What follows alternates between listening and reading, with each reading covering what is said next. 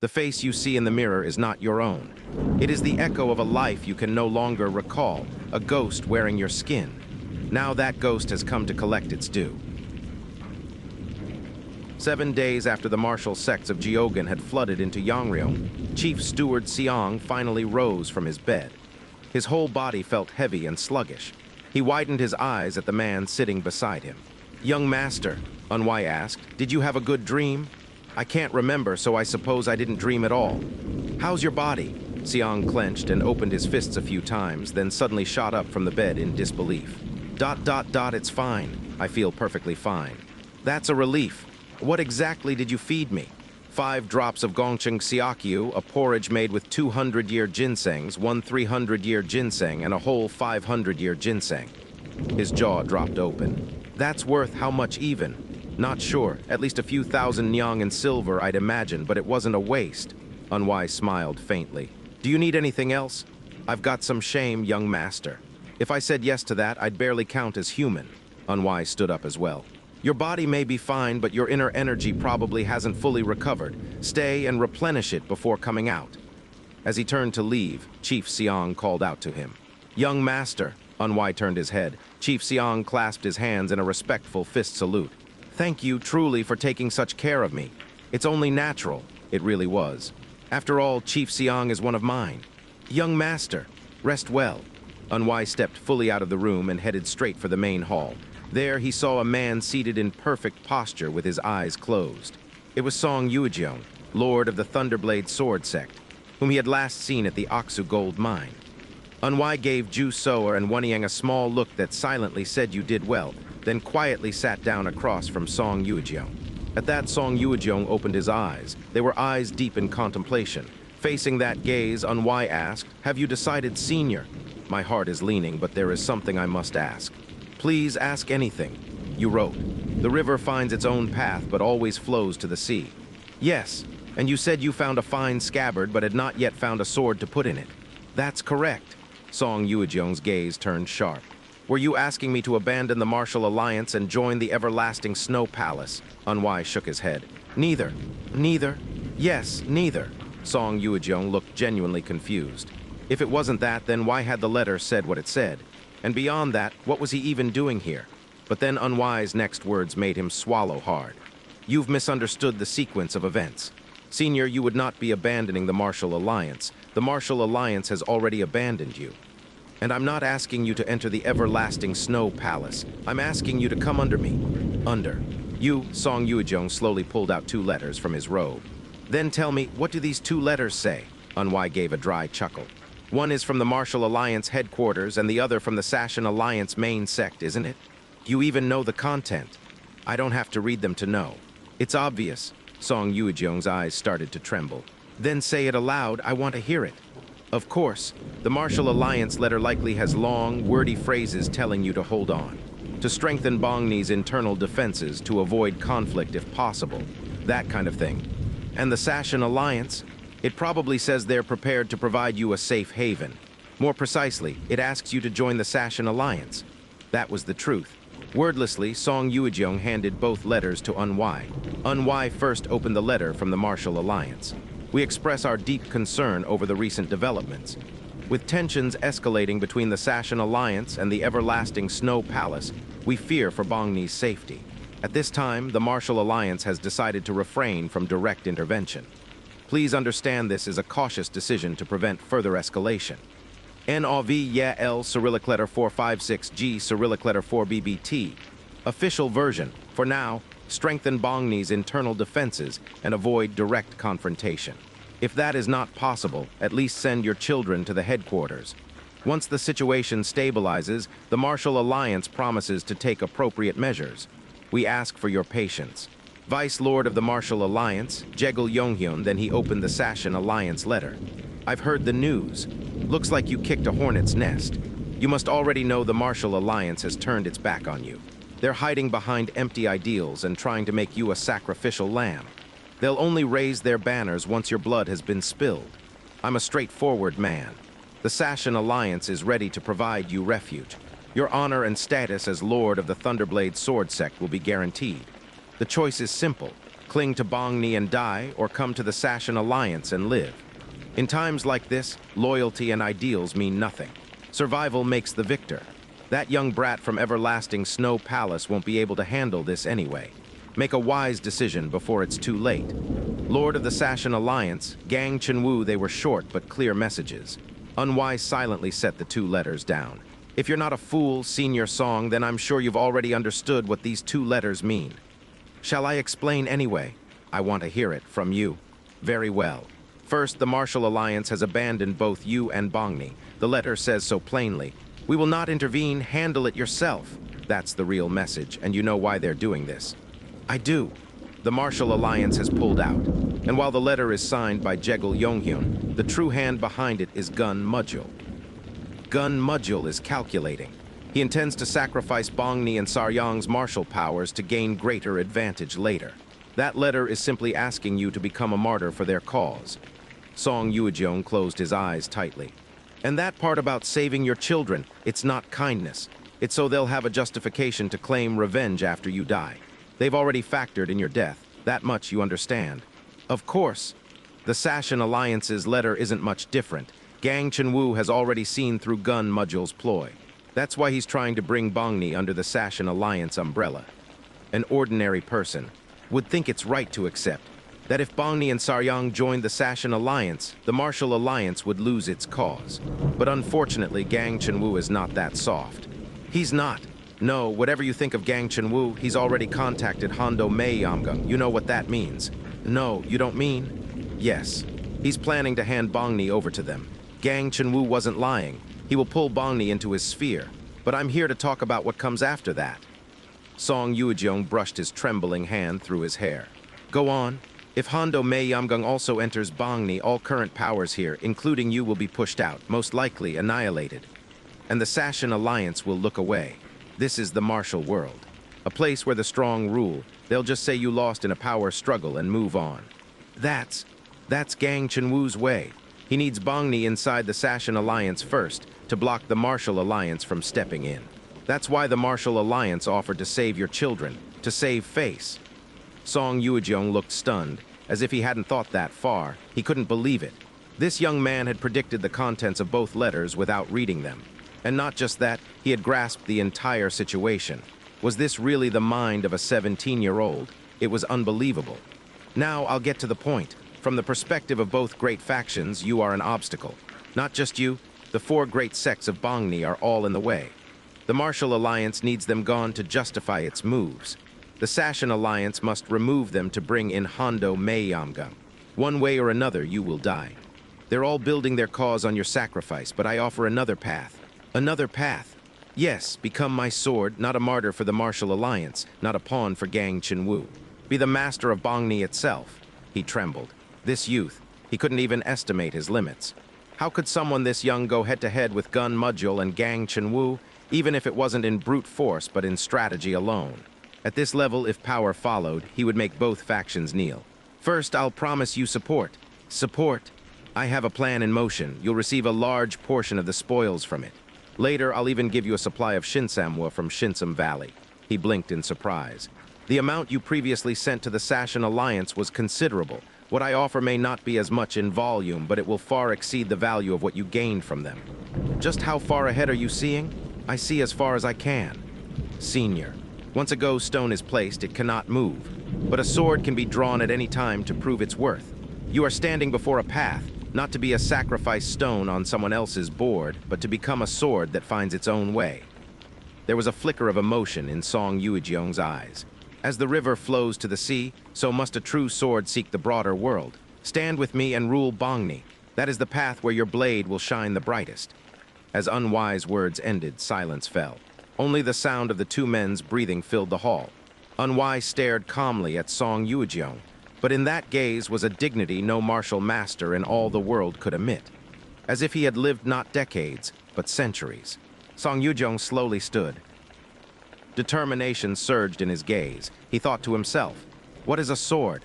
Is it merely a tool to be stained with blood for its master, or is it a being that finds its own path? And what is this being before him? Merely the illegitimate child of everlasting Snow Palace, or a giant who will one day move all of Murim? Song Yuejeong knelt down with resolute will, and he pressed his forehead to the ground. Assuming the posture of full-body prostration, he spoke, "I will serve you." When those words rang through the main hall, Unwise silently nodded. It was the light of one who accepted the weight of responsibility. Two witnesses, Jusoer and Wanyang, quietly observed the scene. Today, the master of Bangri, Thunderblade Sword, Song Yuejeong, became Unwise Sword. A gloomy dawn with black clouds covering the sky. Among the One Gate Three Families, Two Manors, the warriors of the three families were hiding in the forest near Bikmajiro, numbering several dozen. The highest cultivation among them was Ajijo level. The lowest was Jucheon stage. The main road connecting Yangryeong, Jiakan, and Bangri was called Guryeong-sangno.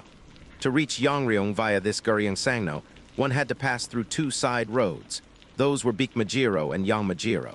Lee Jajium had given the order that today, the caravan of the Chenha Merchant Guild and about 4 other caravans would pass through Bikmajiro. They were to be annihilated completely. The world of martial artists is cold and cruel. A debt must be repaid without fail.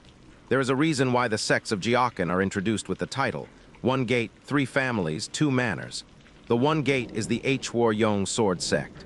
Lee Jajium, as the sect master of Yangryeong sword sect, holds command over the remaining 3 families and 2 manors. The reason is simple. First, he has reached the realm of Ipshin. Second, all of One Gate, 3 families, 2 manors are part of the Sichuan Alliance. If they all belong to the Sichuan Alliance, it is only natural that the strongest among them should wield command. That is why the warriors of the 3 families, Yom clan, Hyuk clan, and Hyong clan, were gathered here. Shin Jae-hyuk of the Yom clan spoke. "Everyone remain on standby. They'll be here soon." At those words, the warriors hidden in the forest nodded. Shin Jae-hyuk held command over this operation. The clan head of the Yom clan was at Ajijo level. Shin Jae-hyuk stood on equal footing with him. That meant the Yom clan had mobilized their core martial strength. Shin Jae-hyuk himself was 45 this year and had lived in Jiakan for over 30 years. He was a member of the Sichuan Alliance, had long experience, and maintained many connections. People naturally followed him. It made sense that he held command. Just then the ground trembled. Shin Jae-hyuk smiled. They were coming. "Prepare yourselves." No sooner had he spoken than the merchant caravan appeared. 10 carriages, about 20 armed escorts. Including ordinary guards and porters, nearly 80 people in total. He checked the banner affixed to the carriage. The insignia of the Chenha Merchant Guild. It made sense. For the Chenha Merchant Guild, such a massive caravan was appropriate. It was a faction so powerful it practically ruled Yangryeong behind the scenes. The caravan drew near. Shin Jae-hyuk threw the sword he had been holding. The target, the coachman pulling the lead carriage. Shin Jae-hyuk was certain. The sword would pierce the coachman's skull. It would be the signal to launch the ambush. And before even 100 breaths could pass, the Chenha caravan would be completely wiped out, and all goods carried in their wagons would become theirs. That's truly what he believed.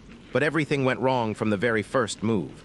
The coachman swung his hand, boom. With a thunderous crash, the sword was swatted aside and embedded in the ground beside the carriage.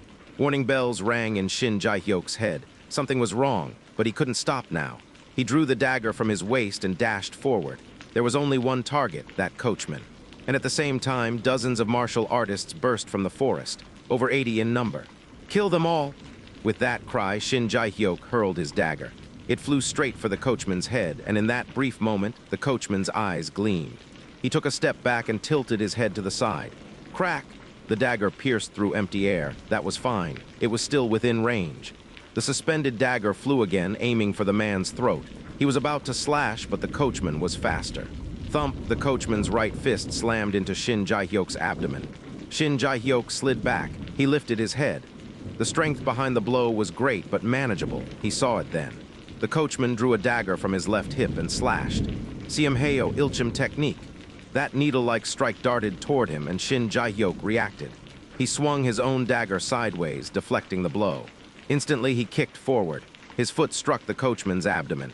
But the coachman had the same idea. His foot also struck Shin Jae-hyuk's abdomen. Boom!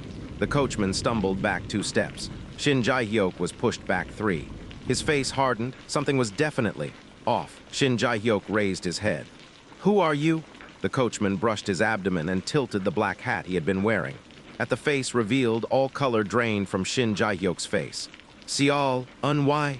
That was as far as it went. Kill them all. At that command, 20 of the porters rushed to a carriage and drew swords. From 5 of the wagons, about 20 men and women sprang out. The 20 men and women who had appeared to be escorts joined them. In total, nearly 60 martial artists. And the energy they gave off was anything but ordinary. One in particular stood out. A middle-aged man with long hair braided down his back. Shin Jae-hyuk had seen him before. When Lee Jae-jum entered Yangryeong with hundreds of warriors, this man had endured all the attacks from the leaders of the One Gate, 3 families, 2 manors, including Lee Jae-jum himself. Seong, Young-ho, his expression turned icy cold. How dare you kick our young master in the stomach? You've gone utterly mad. He NOVELIGHT charged. Shin Jae-hyuk didn't even have time to react. Slash. His right arm was severed. Slash. Then his left arm. Slash. Slash. The tendons in both legs were cut. He collapsed where he stood, staring at Seol Unwai in disbelief. He couldn't turn his head. Chief Seong had grabbed his hair and was holding a dagger to his neck. Chief Seong was furious. As the earlier exchange showed, Unwai wasn't in perfect condition. Normally, he would have crushed an Ajija-level master easily, but this time, the fight had been almost even. That alone was still impressive, but far below what Unwai had displayed before. The wounds he suffered while burying Warren had not yet fully healed, and they wouldn't for a long time. How dare a bastard like you touch our young master? I should tear you apart right here, Chief Seong. Yes, young master, leave him, clean up the rest. When recovering the body, there's nothing more effective than motion. Chief Seong withdrew the dagger from Shin Jae-hyuk's neck and charged at the other Jiakan warriors. Coughing blood, Shin Jae-hyuk could only think of one word: failure, a complete failure. Step, step. Someone walked toward him. Unwai. He raised his head. Their eyes met. Shin Jae-hyuk couldn't comprehend this situation. No, there was only one possibility. Who are you? Unwai tilted his head. What are you asking? Don't play dumb, you bastard. I asked who you are. As I said, what are you asking? There must be an informant, someone filthy who betrayed us and joined you. At that, Unwai shook his head. You're terribly mistaken. What? Your reaction comes from a single question. How could we possibly have predicted your ambush, correct? I'm sure Lee Jae-jum said something like this. Among the sects of Yangryeong, some might suspect an ambush will occur, but no one will know which caravan will be targeted. Shin Jae-hyuk's eyes trembled. It was true. That was exactly what Lee Jae-jum had said. The caravans you aimed for were 2. What? The Chinha Merchant Guild's caravan and the caravan of the Shin clan. Today, at Baekmajiro and Yeongmajiro, both caravans pass. 5 others also do, but they're irrelevant. What matters is that you were targeting exactly 2. Then there is an informant. Someone told you. Unwai shook his head again. Unfortunately for you, the unity of your One Gate, 3 families, 2 manors is solid. Not a single defector among you. Then it makes no sense. How could you be certain which we would strike? Unwai, kindly and audibly for those nearby, answered. You asked the wrong question. You shouldn't ask how I was certain, but rather what made me think so. In a game of Go, reading the opponent is fundamental. If you know what they want, what they aim for, you can predict their next move. That's ridiculous. What Lee Jae-jum wants is the division of Yangryeong. And he must also demonstrate the power of Jiakan, meaning an example must be made. So then who should that example be? 2 conditions must be met. First, a sect that has grown its influence in Yangryeong. Second, a sect that has benefited from me, and thus draws the ire of others. The Chinha Merchant Guild ruled Yangryeong even before I became regional lord and flourished further after. The Shin clan received the greatest benefits from the recent bloodbath. All human actions have reasons. Whether I want to see it or not, Lee Jae-jum's thoughts are transparent to me. Then, at Yeongmajiro, many of our people are already in place. Shin Jae-hyuk's eyes turned to despair. Unwai slowly raised his sword and without hesitation thrust it forward. Squelch. It pierced through Shin Jae-hyuk's throat and emerged from the back of his neck. Gah! I've never seen Lee Jae-jum's face, but I'll send him to you soon. He drew the sword back out. You can talk it out with him in the afterlife. If you feel wronged, blame him. With Shin Jae-hyuk still wearing an expression of disbelief, swish. His head flew into the sky. A bolt of lightning shot toward a man. Hong Jae-jung, the vice-sect master of the Hwaryeong sword sect, barely twisted his body. As the blue lightning grazed his hair, dozens of strands, scorched black, scattered to the ground. So this is the Thunderbolt Heart technique. It's truly impressive. The blue lightning surging from Song Yuejeong's sword writhed as if alive. It was only because it was Hong Jae-jung that he could endure even this much. Had it been anyone else, they would have long departed this world. Hong Jajeong's face was deathly pale. How? Did you know? I didn't figure it out. As lightning scattered from the blade, Song Yujong stared coldly at Hong Jajeong. It was Lord Sial's command, that's all. Lord Sial, you still don't understand. Hong Jajeong grit his teeth. He hadn't known that Song Yujong had become Sial unwise dog, without even pride, crawling beneath a mere bastard barely at Samwa Siechwajung. You claiming to lead Bongri, and you willingly make yourself a dog. Song Yujong gave a faint laugh. Just a matter of perspective. If it were Li Jajeong, maybe I'd bother explaining, but I see no need to explain to you. More importantly, Song Yujong trailed off. He had indeed been stationed here at Yangmajiro under unwise command. That was true, but he hadn't expected the catch to be this big. No less than the vice sect master of the Yangryeong sword sect. He raised his sword. Behind him, the martial artists of Bongri's 4 grand sects, Shin Janghu of the Shin clan in Yangryeong, and the Yangryeong branch enforcers were slaughtering the warriors of Jiakin. That's enough, you may go. Song Yujong launched forward. The lightning wrapping his body surged into his sword, and he struck. Thunderbolt 1,000 bursts. Dozens of lightning strikes erupted along the path of his sword. Startled, Hong Jajeong swung his sword, raising a defensive barrier, fiery soul-guarding formation. The streaks of lightning fizzled as they hit the barrier, but that was never all there was to it. Hong Jajeong could see it, the sight of Song Yujong's sword rising high into the sky beyond the barrier. And then it came crashing down. Thunderbolt 1,000 bursts. Dozens of lightning bolts rained down from the sky following the blade's arc. They twisted through the air as if they had minds of their own. Homing in on Hong Jajeong, he tried to raise another barrier, but this time he was too late. B-O-O-O, ag. His entire body was engulfed in lightning, slammed to the ground. His back looked as if it had been roasted over a fire. But he wasn't yet ready to give up. Hong Jajeong staggered to his feet. Song Yujong's eyes gleamed as he lowered his sword sideways. His legs pushed off the ground. And crackle, lightning burst from his entire body. Thunderbolt single flash. His sword extended in a single instant slash. It cleaved Hong Jajeong's upper body in half. Thud. His torso and legs fell separately. Hong Jajeong would never rise again. Song Yujong walked toward him. Hong Jajeong, twitching on the ground, tried to say something. A curse. A question asking how things had come to this. It didn't matter. Slash. Song Yujong's sword severed his neck cleanly. Silently, Song Yujong turned his head. The battle was nearly over. There was no need to even mention the performance of the Bongri 4 grand sects, and the Yangryeong branch enforcers were faring just as well. But one stood apart. Shin Janghu, clan head of the Shin clan, was different. Song Yujong had ample experience, enough to immediately recognize the martial art once wielded in the ancient age by Heavenly Dragon Sword, Chinese letter, Chinese letter, Chinese letter, Chinese letter, Peng Soil. Heavenly Sun Ghost Dragon Sword Technique, officially ranked as upper tier in the Heaven-Earth grade system. Shin Janghu swung his sword. It was unmistakable. Each swing left behind the image of a dragon or ghost. One side of the blade shimmered cold blue. The other burned hot red. There was no doubt. Slash. An enemy warrior's head soared into the sky at Shin Janghu's strike. It was over. Song Yujong looked at Shin Janghu and felt an indescribable strangeness. Sial Unwai, just what is he? He couldn't grasp the limits. That martial art had clearly come from Sial Unwai, yet the man showed not the slightest greed. What are you thinking about? A woman's voice came from beside him. Song Yujong turned his head. It was Ju Soa, the thousand-handed beauty. She too was covered in blood, but otherwise looked rather fine. He had seen her fight. She was nothing like the typical Ajija-level martial artist. Her practical experience was beyond imagination. She would surely reach the harmonization stage before long. To her question, Song Yujong simply looked again at Shin Janghu. Oh, that man? You know it too. Right, our Lord never muddles reward and punishment. He knew well. He had once investigated Sial Unwai. But even so, Heaven-Earth grade martial arts, that's beyond my understanding. If it really is the technique of Heavenly Dragon Sword, there must be hundreds in Murim who would kill for it, and he's not even greedy. He values people over techniques, Song Yujong was certain. Shin Janghu, that man would, in the near future, rise beyond Yangryeong and become known across all Murim. As he quietly surveyed the surroundings, Song Yujong asked Ju Soa, how? How is it that he sees all of this at a glance? Unwai had said it. That warriors of Jiakin would be lying in ambush here at Yangmajiro.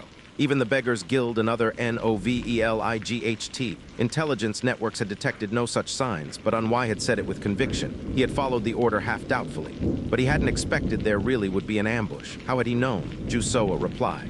Honestly, I don't know either. How could a mere mortal understand a genius? Song Yuejeong gave a hollow laugh. The more time passed, the more he felt that his choice to serve under Unwai had been the most correct decision of his life. You made the right call, so it seems. You think I'm here for nothing, no matter how Murim turns in the future. Our Lord will be at the center of it. Song Yuejeong nodded. That he could not deny. His gaze turned to Chenpeng, who was giving commands. Even as he spoke, he was using his greatsword to sever the heads of corpses one by one. Grinning all the while, it was unsettling. That man, is he Chenpeng? Yes, a partial regional lord. Why isn't he? Oh, realizing what had happened. Song Yuejeong held his tongue. He changed the subject. So, are we really sending it? If he said send it, what choice do we have? Unwai had said, once the enemies were all slain. Gather their heads and send them to Yangryeong. Unwai had called it a gift. At that moment, Song Yuejeong was once again certain. Not making Sial Unwai his enemy had been the single most correct decision of his entire life. A diplomatic delegation from Jiakan, dressed in splendid ceremonial attire, arrived in Yangryeong. A group of over 50 people. At a glance, it gave off the appearance of a delegation assembled for a sincere negotiation. It had to be. Among the One Gate 3 families, 2 manors, the heads of 2 factions had come. The patriarch of the Hyuk clan and the sect master of the Flame Demon Hall. Hyuk Yongweol, patriarch of the Hyuk clan, and So Yomhyun, master of the Flame Demon Hall.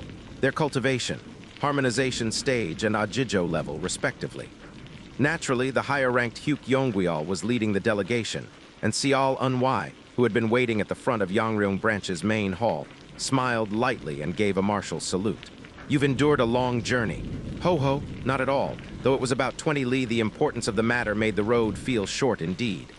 His mouth smiled, but not his eyes. It made sense. No matter how peaceful the negotiation may seem, the majority of the warriors who had died were from Jiakan. Martial artists from the Hyuk clan, the Flame Demon Hall, and even others included in this very delegation. There was no way they could hold good feelings toward Yangryeong. But whose order was this? Yangryeong had declared he would make peace. Unwai seemed to want the same, so for now they would go along with it. That was the right move. Your expression doesn't look so good. Is that so? Yes, it seems we'll need to have a drink. At those words, Hyuk Yongweol's eyes gleamed as if he had been waiting. Let's do that.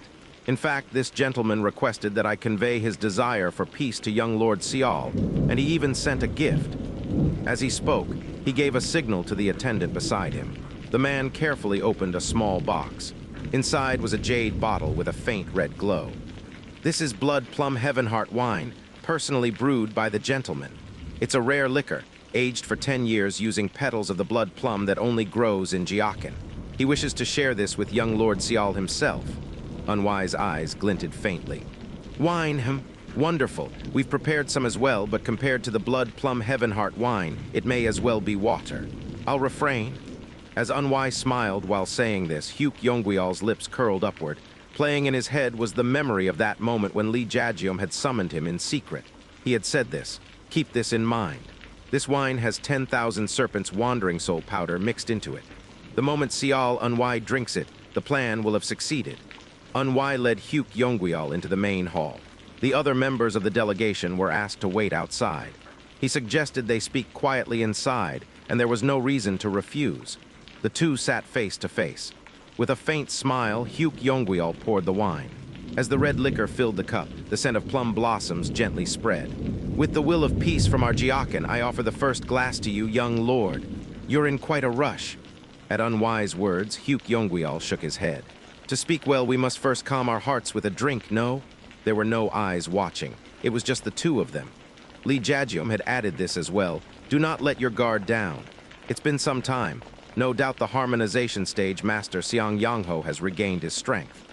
As NOVYL Yoda GHT, read the full story, a former member of the White Snow Spirit Pill Regiment. He may not be visible, but he will certainly be nearby. You must loosen his vigilance until the wine is consumed. It was common sense.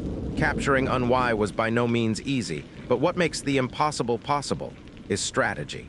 Yangryeong believed this to be a divine move. Hyuk Yongweol believed it too.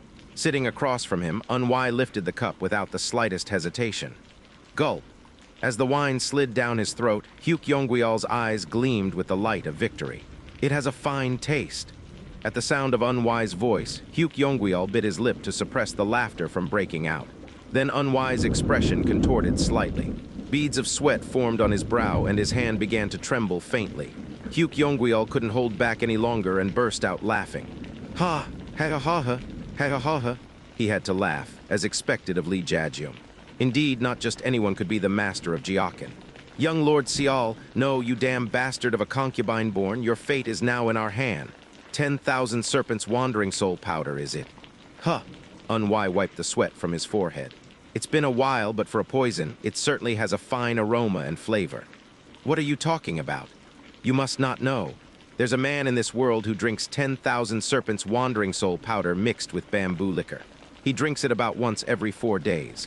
There's a lunatic like that? He's a bald old man who serves as Grand Elder of the original blood sect. Thanks to him, I've had it often enough.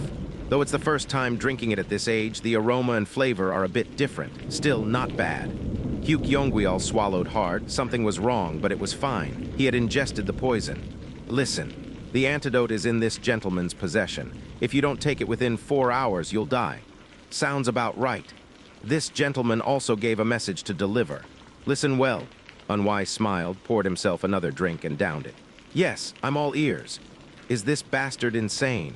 If the harmonization stage martial artist Seong Yong-ho carries you at full speed, you could arrive within 4 hours. Come with him and kneel. Do that and you'll live, Seol Unwai. Unwai, upon hearing that, responded in an unexpected way. He poured yet another drink and downed it in one shot. That made 3 glasses of poisoned wine. He wasn't unaware, he drank them knowing. Even as cold sweat continued to pour down his forehead, he showed no hesitation. This was, he didn't understand. What kind of monster is this? Hugh clan patriarch. Speak. There's a thread of fate no one can escape even in death. A heavy chain that binds the vitality and destiny of a clan.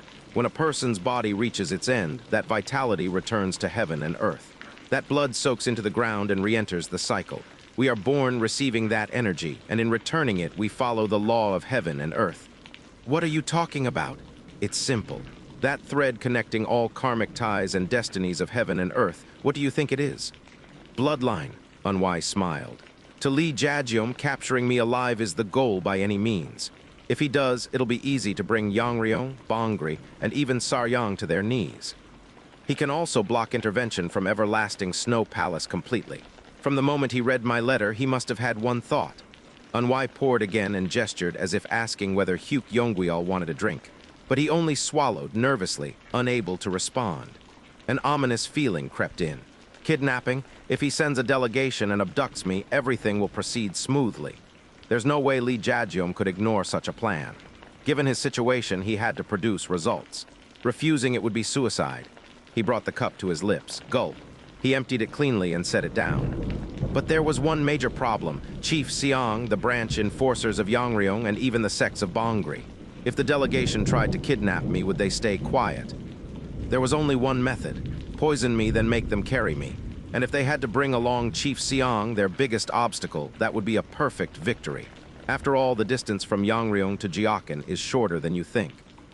If Chief Seong, at harmonization stage, carried me, we'd arrive within 4 hours. Of course, he'd be exhausted and his internal energy drained. But that doesn't matter. Lee Jae-gyum would just sever his head on the spot and proceed with the negotiation using me as leverage. The plan isn't bad. If things had gone that way, Lee clan's dominance would have begun. Worth trying indeed. Yangryeong couldn't say a word. Was it because of the screams of the delegation being slaughtered outside? No. Was it the sounds of necks and limbs being severed? Not that either. Was it the dagger at his throat from Chief Seong? No, not even that. It was because of Seol Unwai, this man before him. Everything had been seen through. No, everything had been intended. Lee Jae-gyum, one way or another, had danced in the palm of this 17-year-old youth. Words like courage didn't fit, nor did boldness. It could only be described as weight. The weight Seol Unwai now revealed was the kind possessed only by those who had reigned at the peak of Murim for decades. A man far beyond the measure of one like Yangryeong. There was no doubt. Unwai raised his right hand. Have you ever heard of the martial art called bloodline reversal technique? What is that? A technique that extracts poison by reversing the blood channels. Unwai immediately focused his internal energy into his left hand and made a small cut on the index finger of his right. With a slicing sound, 2 black droplets fell. Drip, drip, exactly 2 drops. Poison is, in the end, a force that obstructs the body's qi. If one can control and distinguish the flow of qi completely, it's not difficult to isolate and extract it. It was over. Unwai had drunk the poison on purpose. Was it? To train? You saw correctly, I don't get many chances to drink poison. This is a precious opportunity. You insane bastard. Hyuk Yongweol was in shock. Not because Unwai had consumed poison on purpose, but because he had seen through every piece of the plan. From the beginning, you meant to wipe out the delegation? Unwai replied with a smile. Yes. Why so surprised? I care for my people. You, mad son of a... He couldn't finish the sentence. SHHK Chief Seong's dagger pressed slightly into his neck. A silent warning not to spew profanities any further, Unwai continued slowly. There may be times when my people must draw their swords, but it is my responsibility to make the fight as favorable as possible. The numbers are different. The martial artists on each side are different. What else can I do but reduce them as much as I can before we begin? You. No more screams or the clash of weapons could be heard from outside. They were all dead. Unwai picked up the liquor and poured it into a cup. Then he handed it to Hyuk Yongweol. It's the last one. Will you have a drink before you go? If I beg for my life, will you spare me? Unwai let out a short laugh. As if. Unwai placed the cup down just as it was and spoke briefly. Chief Seong? Yes, young master. Kill him. As you command. Thuk. Seong Yangho's dagger pierced straight through Hyuk Yongweol's throat. He opened the door and stepped outside. The front of the bunta quarters was littered with corpses. Surveying the surroundings quietly, he asked, "What's the casualty report?" As if waiting for the question, Wanyang rushed over and replied, 4 seriously injured, 15 lightly wounded, no deaths. That was satisfactory. The number of delegation members had been 40, and the martial artists stationed here numbered 100. More than twice their number, yet a sword knows no eyes. He had expected there would be losses, but the fact that there were no deaths was immensely encouraging. Naturally, among the bunta personnel, aside from Chenpeng and Han Murin sustaining minor injuries, there were no casualties. That's how it should be, considering the vast combat experience they'd accumulated by following him. He turned his head and looked toward Song Yujiong. Perhaps because massacring dozens had become such a rare occurrence in recent times, the man was wearing an intensely exhilarated expression. Song Yujiong. Yes, my lord. I want to ask, do you regret becoming my sword? Song Yujiong shook his head. I do not regret it at all. The sincerity in his eyes was clear. That was enough. Cut off the heads of the ones lying dead here and send them to Li Jiajiong. Song Yujiong's eyes sparkled. No letter. No, just send the bodies. With a martial salute, he shouted, "As you command." It was rare to command a grandmaster of Zhou H. Wakyung like a mere limb, and it felt very satisfying. He turned his head. At quite a distance away, a man was visibly trembling. The Bunta's medicine depot had been completed recently, and all the medicinal supplies had arrived. They had posted a recruitment notice to find a steward to take charge of it. 4 applicants had come forward. He had personally selected one of them, that man now standing there. His name was Lee Myonghwa. Age, 40. A native of Sambungju in the distant Jaiguk. A descendant of the prestigious T1 Lee clan of physicians. With nearly 20 years of extensive experience, he possessed outstanding medical skills in treating wounds and internal injuries, and was especially well-versed in antidotes for poisons. His martial cultivation level, Juchun boundary. Amusingly, he even had a sobriquet, the poison master, Doxa. He had an exceptional grasp of rare medicinal properties and proper storage techniques. Among the 4 applicants, there were those technically more skilled than Lee Myonghwa, but he had chosen this man without a moment's hesitation. Because of one reason. When he beckoned him over, the man approached, legs trembling. The way he walked, his eyes, the motion of his shoulders and waist. Above all, the way the soles of his feet pushed against the earth, truly, utterly impressive. You called for me, my lord. Were you very startled? Lee Myonghwa blinked. Unwai simply extended his hand and patted the man's shoulder. No need to worry. In the world of martial artists, such confrontations and battles are everyday matters, aren't they? Even so. Of the many things I've experienced, nothing like this has ever happened. Unwai let out a small laugh. For someone of your skill, your nerve seems quite weak. My apologies. No need to apologize. As long as we each do our part properly, that's enough, isn't it? Yes, you're right. We just have to do our jobs properly. As the medicine depot steward, treat the wounded and assign appropriate herbs. Also, distribute the pills stored in the warehouse evenly to the martial artists present here. At that, one man looked especially delighted. It was Yangso, who had stayed behind and faithfully followed his orders instead of going to Sialap. Lee Myonghwa, yes, my lord. Unwise stared at him and threw his words like a rock. Keep this in mind, just do your job, understood? I understand. Lee Myonghwa showed only the image of a frightened apothecary. But that was only what ordinary people would see, not Unwise. He turned his head and saw Chief Seong. The moment their eyes met, Chief Seong immediately ran over. Unwise said in a low voice, "There's something I need you to do. Please command me." After instructing Chief Seong on something, Unwise turned and walked back inside his residence. He was going to cultivate, deep into the night. Unwise, who had been cultivating in his quarters, opened his eyes. Across from him stood a middle-aged man with arms crossed, watching him. He didn't know when the man had arrived. Unwise smiled faintly. "Are you angry by any chance?" "Of course not. I told you to come in secret. Are you perhaps angry about that?" "That's not it either." Unwise rose to his feet and offered a martial salute.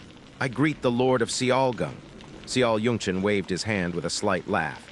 "No need for that. This isn't an official place. It's just a private meeting between father and son. No need for formality." Unwise looked around. The flow of qi within a certain radius was different from that of the outside. "You erected a qi barrier. I told you to keep quiet, didn't I? Then please lift the barrier for a moment." "I shall." The flows aligned. Unwise spoke. "Chief Seong, are you out there?" A response came immediately. "Yes, young master, I'm here. I'll be resting for about 2 shichen. Don't let anyone in." "What about that thing you mentioned before?" "Inform me when it's ready." "Understood." The presence moved away. After confirming that, Xiaoyungchen looked at Unwise. "Seong Yangho is clearly your man, and yet you're even hiding this from him." "Yes." The day he treated Xiao Marion, Unwise had summoned his father through Hyunshim. It might sound odd to phrase it that way, but it was literally a summon. Whether it was Hyunshim or Xiaoyungchen, it was a situation no one could remain calm in. How could the youngest son dare to summon the head of Xiaogung? But Xiaoyungchen had been intrigued, because Unwise wasn't the type to do anything without reason.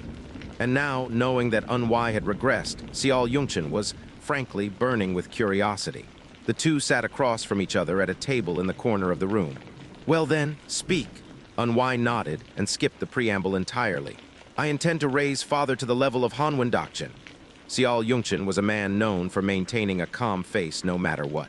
He had smiled more often and shown more surprise since dealing with Unwise, yes. But still, this was an expression no one had ever seen on him before. Mouth agape, Xiaoyungchen was, perhaps in his entire life, more shocked than ever. "Me, yes. Is that even possible?" "It's not impossible. You heard it too, father, didn't you?" "I heard Wang Muher of the Martial Alliance, the Golden Path chess hero. Jang Mujin, the hidden sword from Galasan. And even Shim Munryong, the new 12 cold orders of Mount Hua, all had their cultivation realms raised recently." When Unwise nodded, Xiaoyungchen continued. "But even for me, could it be done? It won't be easy. No matter how much enlightenment is offered through the medium of Go, this is the 5 canons of the martial god we're talking about."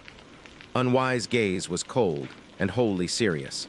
It was not the gaze of the youngest son of a great sect, but the eyes of a man who once ruled Zhangyuan as Blood Heaven's neutral arbiter of the Hanwon blood sect.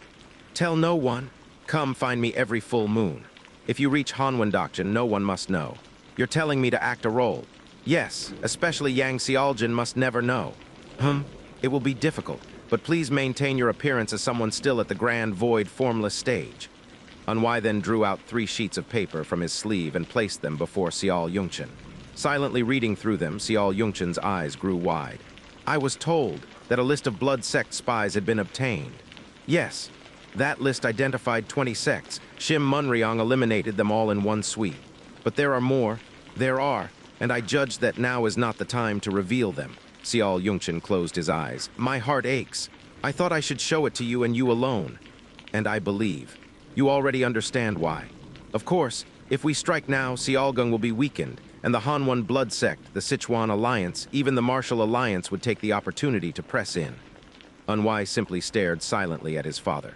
"So that's why I must rise to Hanwendokchen." "Yes. Once you ascend, we can root out not only those sects, but also the spies within Xiaogung itself. What was once a N-O-V-Y-L Cyrillic letter 456 Ge HT Don't copy, read here, Castle of Sand. Will become an iron fortress. At that moment, Xianxia was truly consumed by a single question. Just who? Who is our true enemy? Unwai closed his eyes for a moment, arranging his thoughts. Then he answered clearly. The Vice Lord of the Hanwon blood sect, Yu Cheng. Not the Celestial Path Seeker. Not just him, not Gun Mudgel of the Martial Alliance, not Kang Chenwu of the Sichuan Alliance. It's Yu Cheng. He harbors ambitions to revive the 1,000-year demonic sect, and he covets the legend of Xiaogang. That was Unwai's conclusion, because nothing else made sense. The reason Unwai had been able to regress was because of a treasure within the snowy mountains. But was that treasure simply an object that turned back time? Most likely not. It must have been a fragment of the lore-reversing truth, a rare force that could shatter the laws of this world. Whether Yu Cheng knew of it or not, he had tried to find it. But he failed. Perhaps because he lacked the freedom to move, but more likely because it lay in a place no sane person would ever consider. After all, no one but a madman would cleave through the entire snowy mountain. And even if they wanted to, very few could. At that time, Unwai's cultivation had been near the peak of Hanwon Doctrine. Only at that level. Was such a thing possible? So what you're saying is, let's take it slowly, one step at a time. That's right, we'll solve it piece by piece. Xianxia stared at Unwai in silence for a long time, then asked, What do you plan to do about Jiakin? I'll devour them. Saryong, the same. 3 valleys, there is a powerful neutral faction inside them called Pimun, but it'll be fine. Xianxia's eyes gleamed. You've never used Xiaogang's power in any of this, is that still the case? Yes. I heard you saved Marion. He said something to me that he can understand it, but he still can't accept it. It wasn't anything deep. I still don't know what my eldest brother truly feels. Xianxia's expression grew deeply complicated. No, it was regret. This pathetic father, I seem to be placing too much burden on you. Unwai smiled faintly. It's fine. I'm alive for this very reason. Unwai, yes, don't overdo it. If there's something I, as Lord of Xiaogang, must do, tell me anytime. I'm telling you now, aren't I? You must ascend to Hanwon Doctrine. Only when you reach that realm can I carry out what's in my head, without having to constantly look over my shoulder. Xianxia paused for a moment to process the meaning, then his eyes widened. You're saying everything you've done so far was while holding back? Yes. Are you all right with that? Of course I'm not, you brat. And in that moment, one of the doubts Xianxia had been harboring in his heart was fully confirmed. He needed the clear answer. When will it happen? The time when Gun Mudgel and Kang Chenwu ascend to Hanwon Doctrine? Unwai was rushing. That was clear. He was full of intention to raise Xianxia's cultivation as fast as possible, and it wasn't just to cleanse Xiaogang's interior. No, it wasn't. Unwai never played a move in Go with only one intention. There was always more than one meaning behind it. Xianxia's suspicion had been precise, and Unwai replied quietly. To my memory, Gun Mudgel ascends in half a year, and Kang Chenwu by the end of this year. In other words, in about 8 months. The balance of power among factions is crucial. As long as cultivation levels are similar, balance holds. But if one side's level grows disproportionately higher, the balance collapses and friction inevitably follows. He must ascend to Hanwon Doctrine. That was what Xianxia, as Lord of Xiaogang, had to accomplish. Let's play Go. Father, speak. If you rush too much, things that could have worked out might not. Be at ease. Hesitation dulls the blade, but resolve sharpens it. Xianxia's eyes opened wide. I ask only this, do not fear greatness. Inner stillness will summon the storm. Whether or not it is your fate, Father, it is the path you must walk. With a calm mind, Xianxia retrieved the ice sky Go board from the folding table. Unwai asked, would you like the first move? Gazing at Unwai's reverent posture, Xianxia picked up the black stone and placed it down. Talk.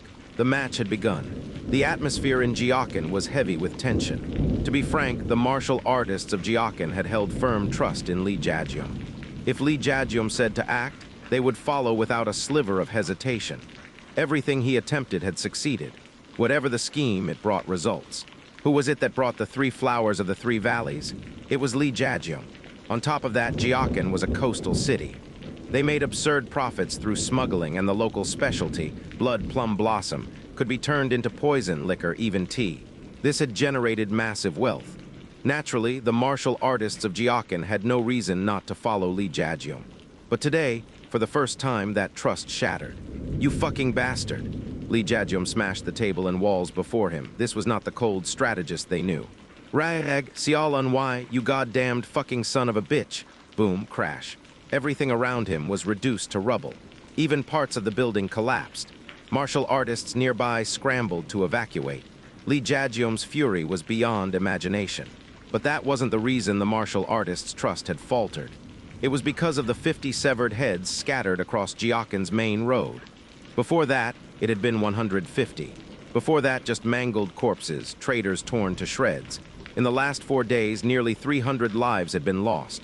Why? How had it come to this? Because Li Jiajum's strategy had failed, and not just once, multiple times. He had been outmaneuvered again and again by Sial Unwai. Now he had lost his usual sharpness. That little shit played me. That worm dared. The martial artists of Jiakin waited for his rage to settle. The losses suffered by Ilmun, Samga, and Ijeng were catastrophic. Some sects had lost their heads, others had lost division lords or core fighters. It was then Li Jiajum roared, "Gather every martial artist we have." His eyes were burning, literally blazing. "Tonight we erase Yangryeong from this world." Tak, Unwai placed a white stone on the board.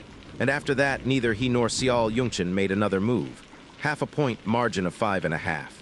"I came pretty close, didn't I? You'll be able to come even closer next time." Sial Yungchen let out a hearty laugh. Truly, Unwai's skill at Go never failed to impress. They had spoken of many things over the board. The logic of heaven and earth, the nature of humankind, what it means to be a martial artist. They debated countless topics, exchanged countless answers based on their perspectives. From each answer sprang new questions, which gave birth to new answers and again new questions. Even so, Sial Yungchen's cultivation had not changed. "Seems it's still not the time. Father, speak. I'm certain." Unwai's smile was warm, immeasurably so. "If once isn't enough, then try twice. If twice doesn't work, then 3 times. Keep playing Go with me. We can even spar without internal energy. But if you grow impatient, you'll fail at what could have been done. So please don't worry." He was too mature for his age. At that moment, "Young master, a report just arrived from xianxia. The delegation corpses have passed Jumguangjin." Jumguangjin was a small village near Jiakin, about 2 shichen away on foot. Given the speed of the top-grade carrier pigeon, Unwai had personally gifted xianxia. There was about 1.5 shichen remaining until the severed heads reached Jiakin. Hearing the voice from outside, Sial Yungchen looked at Unwai with a trace of concern. "By now, I think I know what it is you're trying to do. Are you certain about this?" "I'm fine, father." At Unwai's firm reply, Sial Yungchen silently nodded and put away the ice sky go board, rising novelite from his seat. My, this late-night rendezvous makes me feel like one of those rich scoundrels sneaking into a brothel behind his wife's back." Just as he made that offhand joke, Sial Yungchen's eyes suddenly widened. The joke echoed in his head. "What is it, father?" "Ah, just remembered something you said earlier while we played. That line empty, yet formed yet hollow."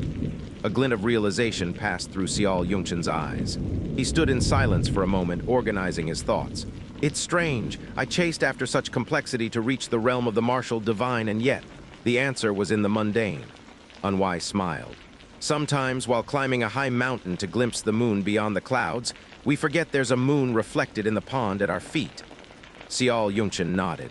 It wasn't full enlightenment, but it felt like something blocked had begun to clear. "Next time, shall we have a drink instead of Go?" He smiled as he said it, and Unwai nodded. Go was the best medium, yes. But to insist Go was the only way to pass down enlightenment would be to limit one's own reach. Unwai believed that human beings possessed limitless potential. "I'll prepare the wine." "Good. Then I'll see you in 15 days. With that smiling expression still on his face, Sial Yungchen's physical form dissolved and vanished. And the smile that had lingered on Unwai's lips disappeared as well. It was time to return to Yangryeong.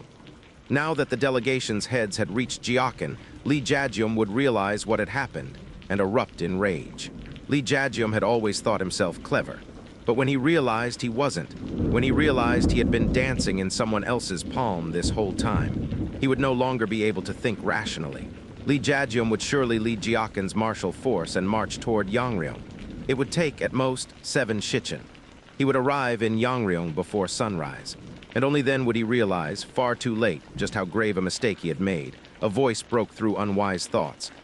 Young master, may I come in? You've been silent so long, I was worried something happened." "Chief Seong." "Ah, yes. Young master." Come in. The door opened. Wearing his military robe with a long sword strapped to his left and 3 throwing knives on his right, Chief Seong looked nothing like the usual officer. He was now a sword, a well-forged blade. The stage I mentioned before, today it will be set. Are you ready? Chief Seong smiled faintly. Of course, young master. Today an awful lot of blood would flow. Just as that thought had begun to settle in his mind, his rage surged again and pushed the thought away. He had come this far. Whatever happened afterward, Sial Unwai would be beaten half to death. He would pummel him until the words "spare me" spilled from his mouth. He would make every resident of Yangryeong witness it and ensure that today would be remembered as Sialgung's disgrace. He would create history. He was confident. We head for the Yangryeong Bunta. Lee Jajium began to walk again, and all who had come with him followed. They passed the main road, again and again. Arriving at the Bunta compound, Lee Jajium, without hesitation, smashed down the front pavilion and charged in. Those who had followed him all entered as well, their numbers enough to fill the entire Bunta. Roughly 300 people, and then all of them froze. They simply stood there staring blankly at Lee Jajium. Lee Jajium's expression wasn't much different. No, it was worse. All color had drained from his face. He was deathly pale. It was the face of a man who had just realized, far too late, that something had gone catastrophically wrong. It was understandable. There was no one inside the Bunta. It was empty. Not a trace of presence, not even a single ant. He couldn't even speak. The rage that had consumed Lee Jajium's mind began to clear just a little. His brain began to function again. Sial Unwai. His mind was undoubtedly sharp, a master of schemes. He had toyed with Lee Jajium all this time, right in the palm of his hand. If he now accepted that he was inferior to Sial Unwai, then a possible answer to this situation emerged. No way. Lee Jajium whipped his head around. Though obscured by 2 outstretched mountains, beyond them, past 2 small towns, lay Jiakin. And Lee Jajium had brought Jiakin's martial force with him, all 300 of them, which meant Jiakin was now empty. No, not empty, it wasn't just vacant. His family was there, and the families of Ilmun, Samga, and Ijang, and the talents who would lead them into the future. His mouth fell open. Ah, no. And it wasn't just Lee Jajium who realized. Yom Mayim of the Yom clan, Hyong Hwamuk of the Hyong clan, and Peng Soyun of Chingpeng Hall grasped it too.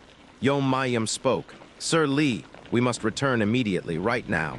But there was dissent from Hyong Hwamuk. At this point, we're past the point of no return. Let's just wipe out every living thing in Yangryeong. The ones from the Heavenly Trade Guild, or the ones from the Shin clan. There must be some of them here. That wasn't the worst idea. If Jiakin had already been emptied, then Yangryeong should gain nothing either. He was still entertaining that thought when, I greet you for the first time. A sudden voice made Lee Jajium turn. 3 sashes hung from the man's belt, impressive. The man smiled and saluted. I am Jang Siok, head of the Yangryeong branch of the Beggars Union. What business do you have, Beggars Union? Nothing major. I came to provide you with some information. Lee Jajium's brow furrowed. Information? Yes, I imagine you're very confused right now. I'd like to help clear things up. I won't ask for payment. Then speak. Gladly. Exactly 3 shichen ago, the martial artists of Yangryeong departed for Jiakin. 3 shichen? Yes. Sial Unwai, the Bunta Lord of Yangryeong, secretly summoned 4 elite warriors from each affiliated sect. Including the Bunta's own personnel and the warriors from Bangri, the number totaled around 200. They left for Jiakin. Lee Jajium's brows drew even tighter. 3 shichen aside. There's a Beggars Union branch in Jiakin too. Mun Siok of the 4 nodes is the branch head. He's supposed to relay information to me directly. He didn't report this. So how is it you know this? Why should I believe you? Jang Siok shook his head. I understand your suspicion, Sir Lee, but it's the truth. Sial Unwai is leading those warriors through an alternate route over Hyonggu Mountain to reach Jiakin. An alternate route? Yes. And as you've probably guessed by now, Yangryeong is completely empty. Even if you wanted to kill someone, you won't find a soul. The warriors that weren't taken along went to Aksu village. That number exceeds 800. Naturally, the Heavenly Trade Guild had a hand in this. Jang Siok nodded. And as if waiting for that moment, he got straight to the point. I'd like to offer my allegiance to you, Sir Lee. If you handle this situation well, I ask that you consider me for a position of importance. You have your eye on the Jiakin branch. Yes, Lee Jajium thought. Jang Siok was of the Beggars Union. He could be one of Sial Unwai's people, but informants were always little more than bats, flying whichever way the wind blew. The situation wasn't that implausible. If not, then Jang Siok was essentially declaring war on the Sichuan alliance, and that made no sense either. Jang Siok, I'll remember your name. Thank you, Sir Li. Li Jiajum fell deep into thought. The information held merit. After all, during the entire trip from Jiakan to here, they hadn't seen a single trace of Sial Unwai, not even his shadow. If, as Jang Siok claimed, they had departed 3 shichen ago and took the mountain route, 3 shichen ago. If they moved through the mountains, of course Jiakan's Beggars Union wouldn't notice. In that case, Li Jiajum's eyes flashed. We returned to Jiakan immediately. Sir, it was Hyung Hwamuk who'd wanted to raise Yangryeong. He didn't understand. Clan leader Hyung. Yes, don't you get it? What do you mean? If over 200 men are detouring around Hyunggu Mountain to reach Jiakan, how long do you think that would take? At least 6 shichen. It took us only 4 to get from Jiakan to Yangryeong, and they'd come riding horses. If we cut through 2 mountains using Lightfoot techniques, we could reduce those 4 shichen to 3, or maybe even 2.5. That means we can outrun them. The other martial artist's eyes widened. You mean? Yes, if we set out now and get there first, we can wipe out Sial Unwai's forces in one fell swoop. They had come prepared to fight, so they had hoped to conserve internal energy if possible. But if they simply endured and pushed ahead, this could become a decisive stroke of brilliance. They just had to get ahead, no matter what. It was more than plausible, it was worth trying. Li Jiajum shouted, "We're turning back, move now." As you command. And then, Jang Siok, come here. Jang Siok, waiting nearby, stepped forward at Li Jiajum's call. You're truly placing yourself under Jiakan and the Sichuan alliance. Jang Siok gave a smooth smile. Of course, Sir Li. Then, trailing off, Li Jiajum handed him 2 jade bottles filled with a red liquid. This is 10,000 serpents wandering soul powder, called Mensiuhan Sen. Inus. Jang Siok's eyes twitched. There are 3 wells in Yangryeong, if I recall correctly. Pour this poison into them all. Jang Siok looked at him, trembling. Do we really have to? Didn't you say you were siding with Jiakan and the Sichuan alliance? If we crush Yangryeong with the information you gave us, you'll be given command of the Jiakan branch immediately and be protected by the alliance. You'll be the hero of this operation. Or are you afraid? Jang Siok shook his head. No, I'm not afraid. I'll do it. Li Jiajum immediately pointed to 2 warriors from Yangryeong sword sect and ordered, you 2 assist this man in poisoning the wells, then return to Jiakan. Looking at Jang Siok's twitching gaze, Li Jiajum gave a gentle smile. It's not that I don't trust you, I'm sure you understand, don't you? I do, of course, this is only natural. Li Jiajum smiled softly. Listen well, once you board this ship, it's no longer your job to decide where it sails. That's mine? Yes, I plan to craft a little tale. That arrogant Sial Unwai led his warriors to Jiakan, and during that time he poisoned the wells, intending to massacre the people of Yangryeong. A truly vile man, is he not? To cover his own shame, he attempts to wipe out civilians with poison, and even uses 10,000 serpents wandering soul powder, hoping to frame me for the act. My heart aches. Jang Siok, what do you think of this story? ... It wouldn't be an exaggeration to call it the disgrace of eternal Sialgung. Yes, that's right. And you must be the one to conclude that story. Can you do it? Leave it to me. Li Jiajum patted Jang Siok on the shoulder and turned away. Time was of the essence. Jang Siok wiped his face. 10,000 serpents wandering soul powder. If a Beggars Union informant didn't know about it, he ought to drop dead. If consumed, an antidote must be taken within 4 shichen to survive. The effects are simple. Within the first shichen, cold sweat. After a quarter shichen, blood vessels in the eyes burst, limbs go numb. After another quarter, pus leaks from the ears, a burning pain consumes the entire body. After another, skin bursts open, oozing pus and blood. And after yet another, blood gushes not only from the 7 orifices, but from every pore of the skin. From that point, it becomes a battle against time. A martial artist might endure another shichen. A civilian, dead within a quarter shichen, while feeling every ounce of that agony. These monsters, these inhuman bastards, intended to poison Yangryeong's wells and kill its people. Martial artists, civilians, everyone. This was an act that would bring condemnation from all of Murim. It demanded investigation. Who NAVYA L Cyrillic letter 456 G Cyrillic letter 4BB te. Continue reading, did it, who ordered it? Li Jiajum. You vile son of a bitch. Jang Siok hadn't underestimated him, but the moment he dropped this poison into the wells, he'd become an accomplice. What are you doing? Open it. He glanced at the 2 men beside him. Their levels. Yangryeong Aihyun, Oryong Bongseong. Their names, Xianxia and Gisiok.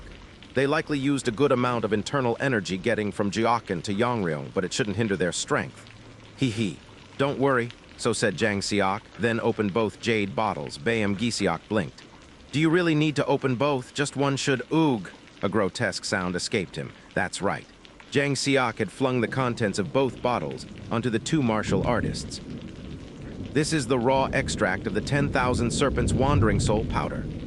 No matter how skilled Xianxia was, even as a martial artist of the Juchen stage, at this distance, not even someone from the Three Flowers Gathering Purity stage could evade it. The 10,000 Serpents' Wandering Soul powder engulfed the two martial artists without hesitation. At the same moment, Xianxia drew the tagubong from his waist and brought it down squarely on the head of the medicine vendor, who had just tried to wipe his face. Then, without pausing, he swung it toward the side of Gisiok's face. Crunch, crack. The medicine vendor died on the spot, his forehead crushed. Gisiok, at least worthy of being called a martial artist of the 5 Dragon Blooming Star level, took the blow to the side of the face and collapsed sideways. What are you doing? Once again, he couldn't even finish his sentence. Xianxia struck down with all the internal energy he could muster. Smash! Gahyuk! His skull caved in. Even so, he was still alive. Xianxia swung again. Thud Gisiok grabbed the weapon. This bastard, he dares grab it. Xianxia kicked. His target, Gisiok's groin, whump. Ji-gook! It hit where it shouldn't, and something ruptured with a very bad sound. Finally, Gisiok let go of the tagubong he had been clutching. You rotten bastards, poisoning the well? How fucking vile can you get? You lunatic, what the hell are you doing? What do you mean, what the hell? You still haven't figured it out? Xianxia had never, not even for a moment, considered betraying Unwai. To be blunt, whether Li Jiajium could fly through the sky or was some unparalleled supreme master, Xianxia couldn't care less. From Xiaxia's perspective, Unwai was something beyond that kind of classification. He was just fear itself.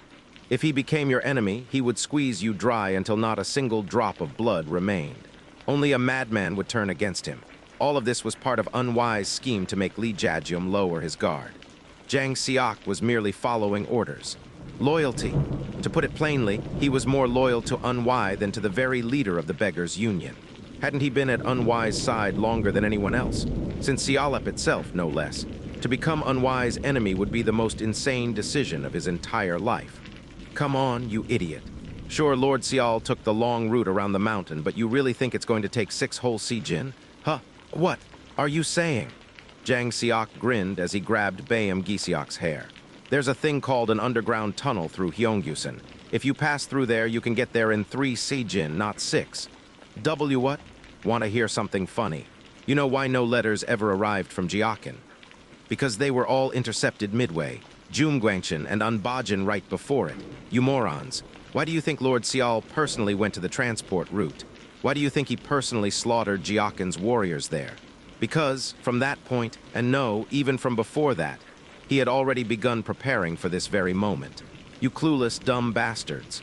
Xianxia spat on his hand and smeared it all over the tagubong.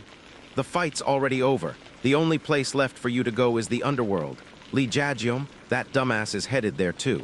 And everyone around him is coming along for the ride. Someone's probably already on their way to greet you down there. You see him, can't see. He brought the tagubong down again. Wham, take a good look, you'll see him, right? Please. Stop my ass. He struck once more, smash. Amidst the still night air, black shadows gathered before the main gate of Jiakin. At the forefront was Sial Unwai. His gaze glinted coldly. Around him stood the martial artists of Yangryeong and Bongri in dense formation.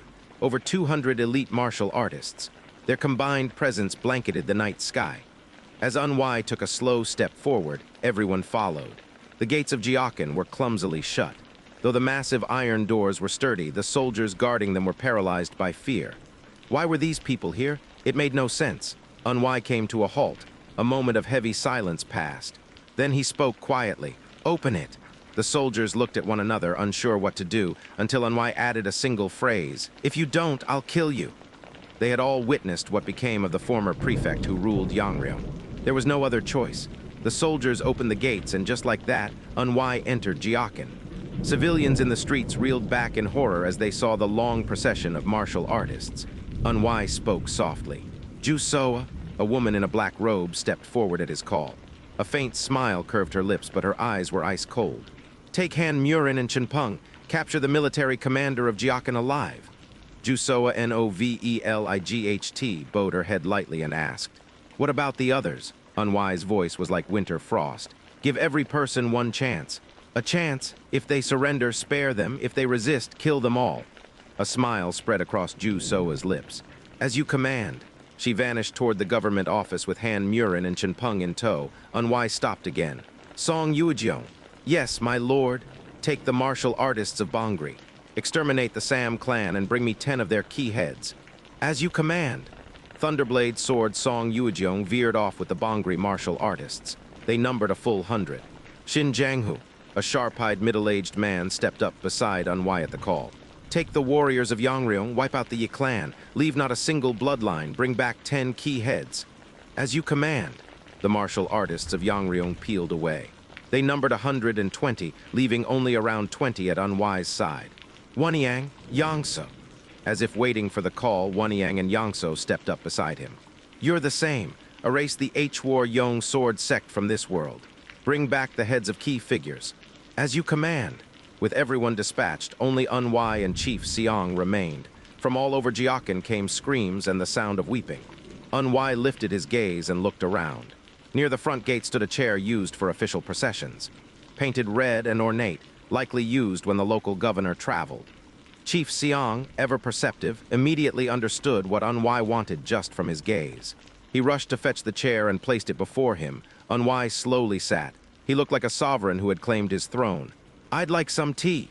Chief Seong blinked, then ran to the nearest tavern. He returned shortly with tea tools and hot water. Unwai calmly began brewing tea. His hand movements were like a Taoist sage holding a serene tea ceremony in a peaceful garden. Chaos reigned around him, but Unwai alone exuded unshakable calm. His presence was so alien to the scene that even the fleeing civilians froze and stared. In the distance, flames burst into the sky. It was in the direction of the Sam clan. The firelight flickered across Unwai's face as he calmly lifted the teacup to his lips and sipped. Blood plum tea. Not bad. Blood plum tea was made from the petals of the blood plum tree native to Jiakan. It was a kind of local specialty. Its fragrance similar to plum blossom, tinged with a metallic note, sweet but also a little bitter. Most of all, it promoted circulation and relieved fatigue, making it popular in many regions. "Would you care for a cup?" Chief Seong shook his head. "I'm fine, young master." Unwai nodded silently and took another sip. All across the city, screams and roaring flames rang out. Not long after, another fire rose. This time from the Yi clan. It turned the night sky red. Unwai closed his eyes and listened. Screams, crumbling buildings, weeping. Unwai's face remained still as he took it all in. This was Murim. Killing and being killed was everyday life. The victor took everything. If you couldn't take, then you were weak, and for the weak, only death awaited. People ran through the streets in terror. Men, women, children, they were all consumed by fear.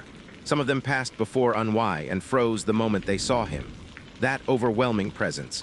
The face of the man responsible for all this, sitting there without a hint of guilt or regret, utterly composed.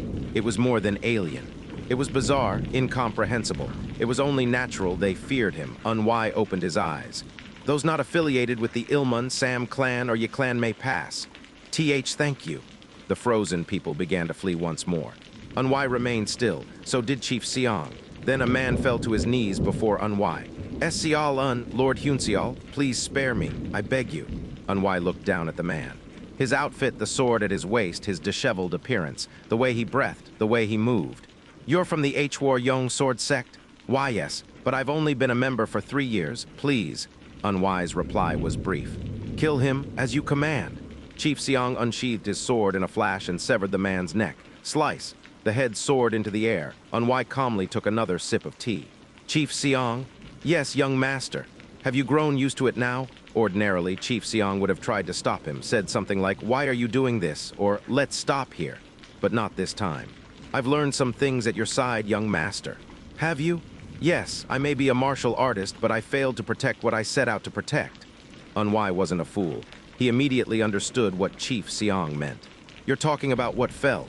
"Yes. You need not dwell on it." Chief Seong shook his head. "I will protect you, young master, but I collapsed so completely I couldn't even move my body." Haven't I been through the same many times? At that, Chief Seong turned to look at Unwai. He continued, as much as you care for me, I also care for you. Young master, I meant what I said, don't keep it in your heart. When I struggle, you help me. When you struggle, I'll help you. There's no reason to blame yourself just because you couldn't help once. Chief Seong scratched his head. Be ready. If you don't finish this tonight, it's only going to get more exhausting. Why must you pressure me? Lacking confidence? Chief Seong let out a dry laugh. Of course not. Then it's fine. And just then, Unwai closed his eyes again. A massive column of fire erupted from one of Gyeokgan's buildings. It appears the Yangryeong sword sect is in flames. The Yangryeong sword sect, what kind of place was it? It was the sect of Lee Jaejeom, the former master of Gyeokgan. One could say it was the very heart of Gyeokgan itself. Sial Unwai, eyes still closed, finished his last sip of tea and set the cup down. My lord, at the sound of the voice, Unwai opened his eyes. It was Ju Soa. Her group had returned. Before them knelt the military governor of Gyeokgan, bound and on his knees. We've captured the military governor alive. Well done. Unwai's short reply prompted Ju Soa, Chinpeng, and Han Murin to step back and stand behind him. The military governor's face was twisted in terror. You are Chial Hyoksin, yes. Why yes? Are you Sial Unwai? Unwai didn't answer, he simply looked at him. Why are you doing this? From Chial Hyoksin's perspective, it must have been incomprehensible. Of all the chaos that had erupted, he was the one who had seen something the others hadn't. Chial Hyoksin had seen the location of the everlasting Snow Palace. A sovereign state, yet not a state. Gyeokgan was undeniably territory of the Yang Empire, and yet it had been invaded.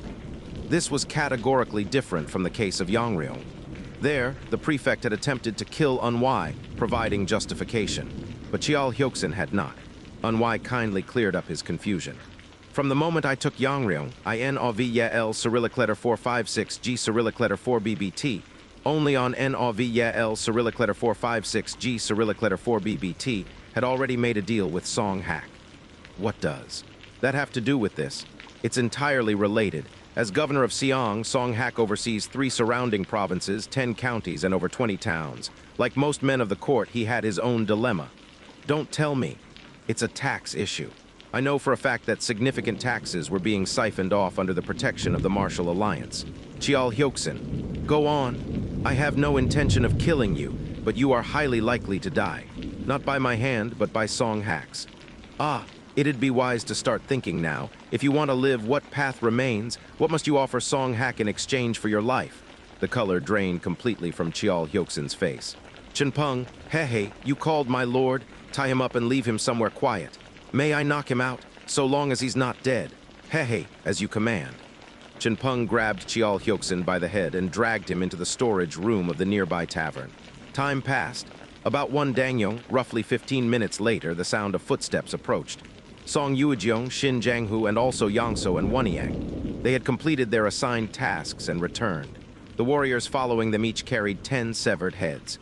Song Yuejeong, whose robes were drenched in blood, was the first to approach Unwai. My lord, we've dealt with everyone from the Sam clan. Not a single bloodline remains. We also collected the 10 key heads you requested. Next was Shin Janghu. He, too, was covered in blood. We have completely eradicated the Yi clan. Every building has been burned and every person killed. The 10 heads include the clan lord's closest allies, the vice lord, and 3 remaining elders. Finally, Wanyang and Yangso returned. Yangso spoke. We've finished dealing with all members of the Yangryeong sword sect as ordered. These are the heads of their elders. Wanyang, perhaps feeling she should add something, also reported.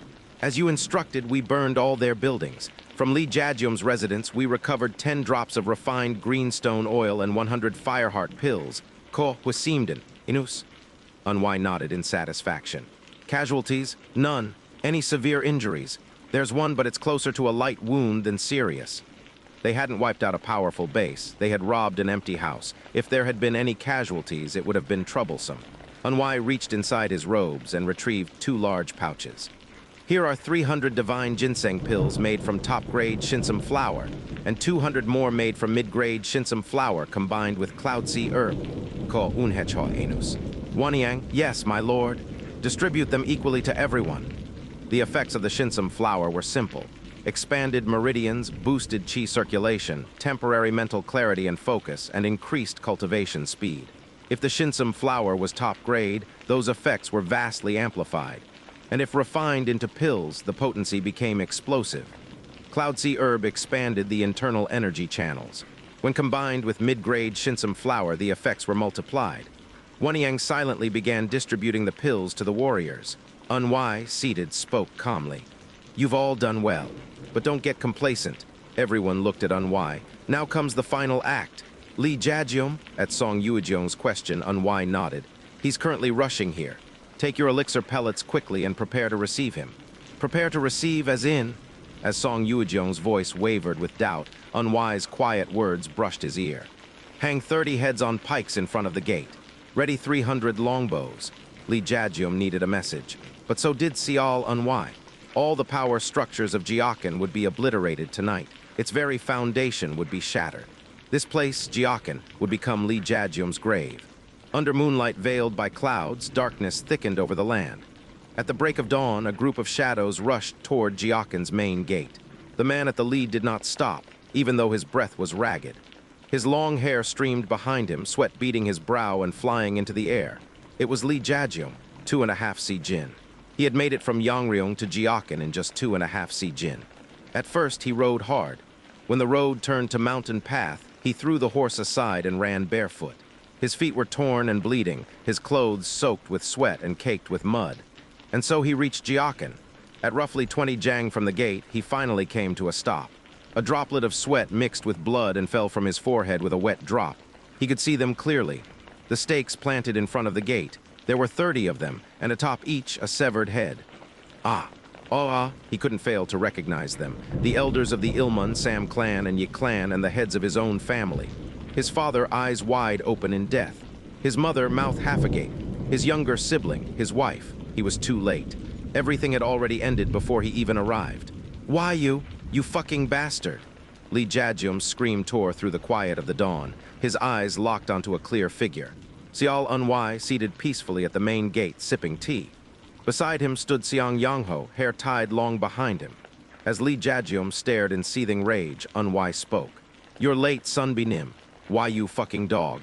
Have you ever heard this saying? Arrogance is like standing atop a high cliff. You may look down, but there's no space to step back. You danced on that cliff, and now you are falling." Flames burned in Lee Jajium's eyes. "You goddamn devil, how dare you touch my family? Destroy the world I built with my own hands." The curses erupting from his mouth could barely be called human speech. His eyes bloodshot with rage, he drew his sword. Unwai quietly placed his teacup on the small table beside him. "It's truly unfortunate things turned out this way." What? Unfortunate? Rage and confusion tangled. What the hell was this bastard even saying? "You think I enjoy killing people, but I had no choice. It was you who forced me to move like this." Lee Jajium's sword hand trembled violently. Unwai continued.